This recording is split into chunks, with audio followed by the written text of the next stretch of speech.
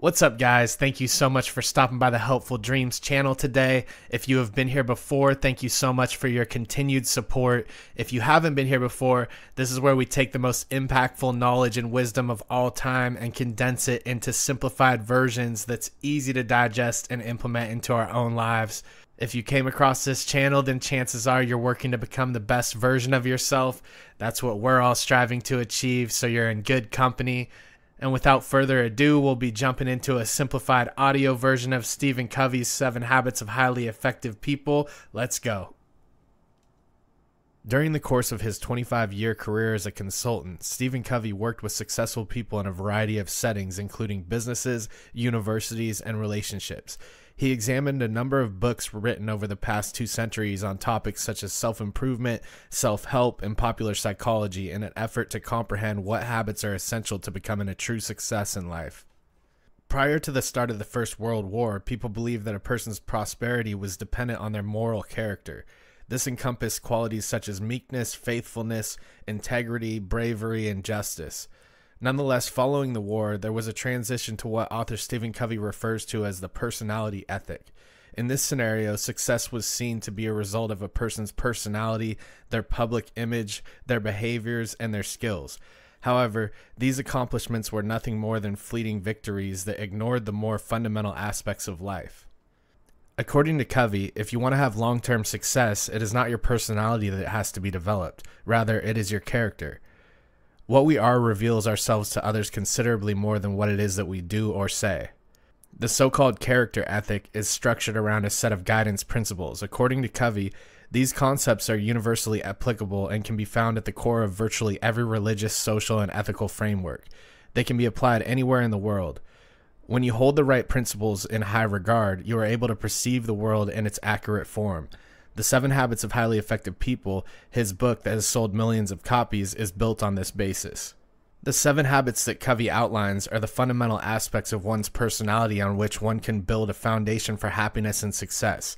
A principle-centered approach to personal as well as interpersonal efficiency is presented in the book, The 7 Habits of Highly Effective People.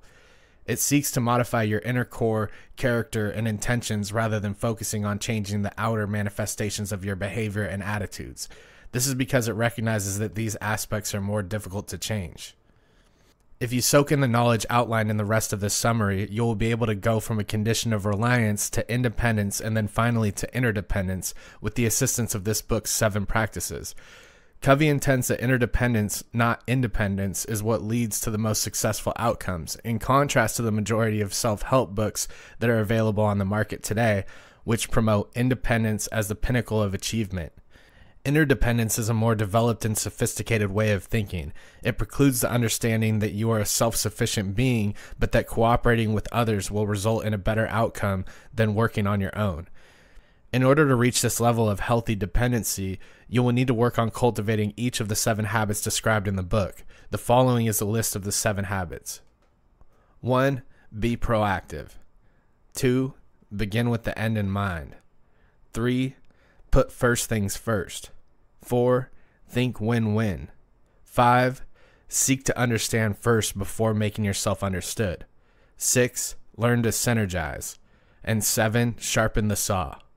This overview of the book 7 Habits of Highly Effective People will examine each of these effective behaviors and demonstrate how you may put them into practice to improve your chances of achieving whatever it is you set out to do in life. Habit number 1. Be proactive. Being proactive is the first and most fundamental characteristic of an effective person's habitual pattern of behavior. Being proactive entails more than simply taking the initiative. Rather, it implies accepting responsibility for your own life. As a consequence of this, you do not place responsibility for your actions on external elements, such as your circumstances, but rather you accept responsibility for them as the result of a conscious decision based on your beliefs. People who are reactive are driven by their feelings, while people who are proactive are driven by their principles. Although circumstances beyond your control have the potential to be painful, the core of your being does not have to be broken for this to occur. The most important thing is how you choose to react to the things that happen to you. People who take proactive approach to their life direct their attention and energy towards the aspects of their lives that they are able to improve, as opposed to those who take a reactive approach who concentrate on the aspects of their life over which they have no say. They build up a store of negative energy by attributing their sense of helplessness to circumstances beyond their control. Because of this, other forces are given the ability to maintain continuous influence over them. Your capacity to honor the promises you make both to yourself and other people is the aspect of your proactive nature that most clearly demonstrates its presence. This entails making a commitment to one's own self-improvement and consequently personal development. You can gradually develop your integrity and as a result your capacity to take responsibility for your life. In his book, Stephen recommends that people put their proactivity to the test by participating in a 30-day proactivity test. The second habit is to begin with the end in mind. Covey suggests seeing your own death as a way to gain deeper comprehension of this behavior. He encourages you to contemplate how you would like your loved ones to remember you, what you would like them to recognize as your accomplishments, and what kind of impact you had on their life. Participating in this thought exercise will assist you in identifying some of your core values, which should serve as a foundation for how you behave. Therefore, you should make it a goal each day of your life to contribute to the overall vision that you have for yourself. If you are aware of the things that are significant to you, you will be able to direct your life towards the things that are most important. The second habit is to recognize the old scripts in your head that are distracting you from what really matters, and then to rewrite those scripts so that they are more in line with your core principles. Because of this, when difficulties emerge, you will be able to tackle them head on and maintain your integrity because your ideals are crystal clear. According to Covey, the most effective way to begin with the end in mind is to write a personal mission statement and follow it religiously. The following should be the primary focus of it: who or what you aspire to be, your character, and what it is that you intend to do, your contributions and achievements. Your goal statement will eventually evolve into your personal constitution as time goes by. It will become the foundation upon which you will construct every decision you will ever make in your life. You'll have a rock-solid base from which you can grow to your full potential if you make upholding ideals the focal point of your life. This is very much in line with the mindset that Ray Dalio lays out in his book Principles. Because they are not dependent on anything in the outside world, principles do not change. A life guided by principles allows one to develop a perspective on the world that is both more clear and more objective. The third habit is to put first things first. To kick off this new chapter, Covey would want you to respond to the following questions. What is one activity that you could start doing on a regular basis that you aren't doing now that would make a significant difference in your personal life? In a similar vein, what is the one thing that you could do to improve your professional and commercial life?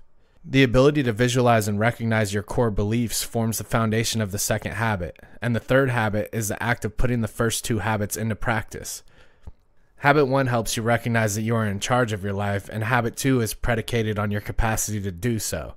The application of effective self-management through one's own free will is the primary focus of this approach. Having an autonomous will indicates that you are capable of making judgments and carrying them out in accordance with those decisions. Your level of honesty determines how frequently you make use of your free will.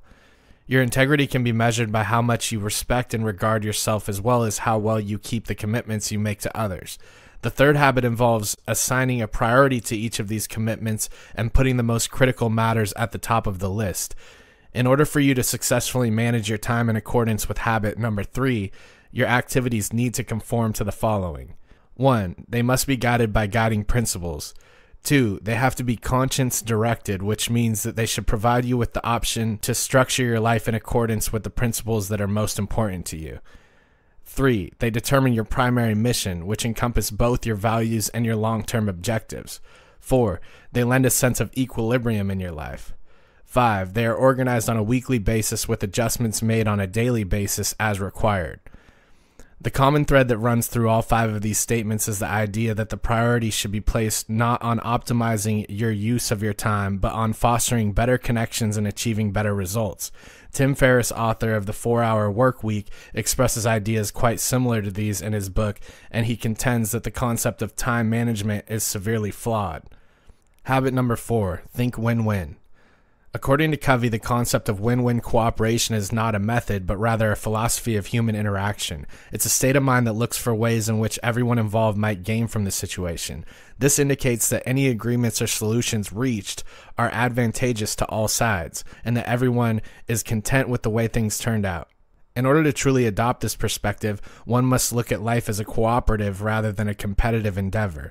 Because of this, the pursuit of interdependence, which is the state in which one should be functioning that is the most efficient overall, is incompatible with any outcome that is not a win-win for both parties. Therefore, in order to adopt a mindset that allows both parties to benefit, you need to make the practice of interpersonal leadership a habit. In order to accomplish this, it is necessary to display each of the following characteristics when engaging with other people. 1. Self-awareness. 2. Imagination. 3. Conscience. And 4. Independent will. Covey contends that in order to be a great leader who benefits all parties involved, one must embrace 5 distinct dimensions. Dimension 1 is character. This is the foundation upon which win-win mentality is created, and it means acting with integrity, maturity, and an abundance mentality. There is plenty of everything for everyone. One person's success does not threaten your success. In other words, it means that a win for one person does not threaten a win for you. Dimension 2 is relationships. When it comes to relationships, trust is absolutely necessary in order to achieve win-win agreements. In order to keep a high degree of trust among others, you need to nurture the relationships you have. Dimension 3 is agreements.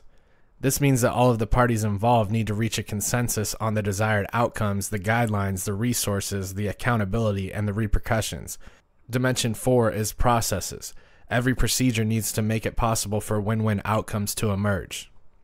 The 5th habit is to seek first to understand and then to be understood. According to Covey, if you want to increase the quality of your interpersonal relationships, you should make an effort to first understand a situation before attempting to make yourself understood in that context.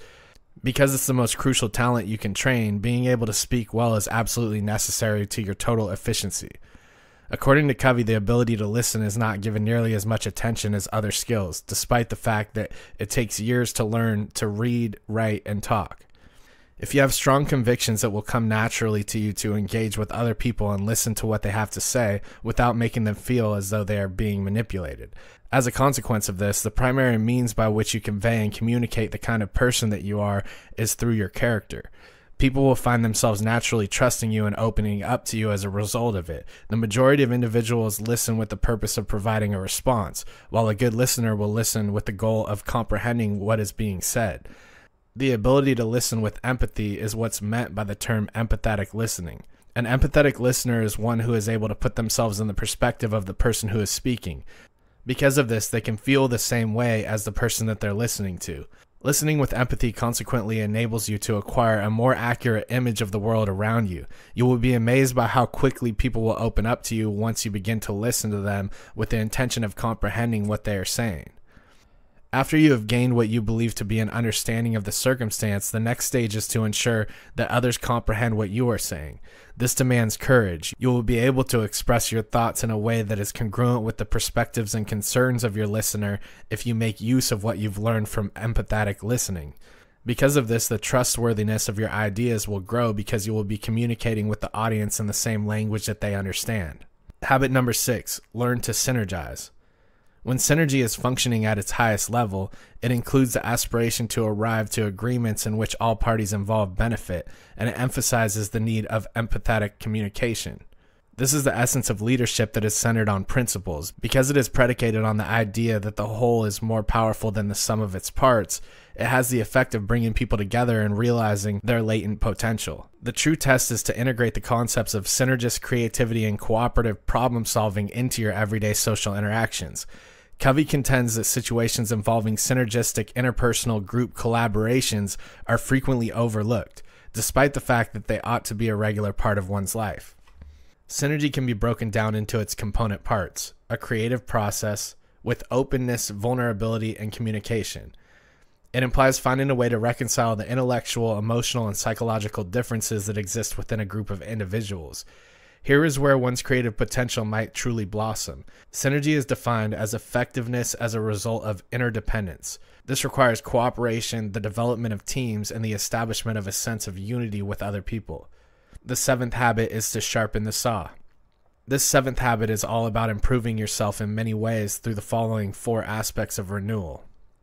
The 3 pillars of physical health are proper nutrition, exercise, and stress management. This involves taking care of your physical body by exercising regularly, eating properly, and obtaining enough sleep. In terms of social and emotional aspects, we value service, empathy, harmony, and an innate sense of safety. You will experience a sense of safety and significance as a result of this. Meditation, value clarification, and commitment are all essential parts of spiritual practice. By putting your attention on this aspect of life, you bring yourself and your internal value system into greater alignment. Reading, imagining, organizing one's thoughts, and writing are mental activities. Constantly furthering one's education is synonymous with intellectual growth. This is absolutely necessary for maximum efficiency. To continually and routinely put into practice all 4 of these drivers of behavior is what we mean when we talk about sharpening the saw. Given that you are the instrument through which other people experience your work, this is the single most significant investment you can make in your life. It is important to tend to each area with balance, as overindulging in one area means neglecting another one. This may be avoided by maintaining a healthy equilibrium. However, one beneficial impact that results from sharpening your saw in one dimension is that it has a knock-on effect that results in positive effect in another dimension. This is because of the linked nature of the dimensions. For instance, if you concentrate on improving your physical health, you will unintentionally also enhance your mental health. This, in turn, produces a virtuous cycle of growth and change that leads to increased levels of self-awareness in the one who experiences it. As you climb up the spiral, you will need to acquire more knowledge, make more commitments, and carry out a greater number of tasks in order to become an increasingly effective individual. Alright guys, congratulations on making it to the end of our simplified version of Stephen Covey's 7 Habits of Highly Effective People. I hope you enjoyed it. I hope it's easy to digest and implement into your own lives. Please subscribe to the channel if you like this simplified wisdom, and we're going to continue to spread this wisdom and knowledge to the masses. I appreciate your guys' support. Thank you for stopping by, and I'll see you guys in the next one.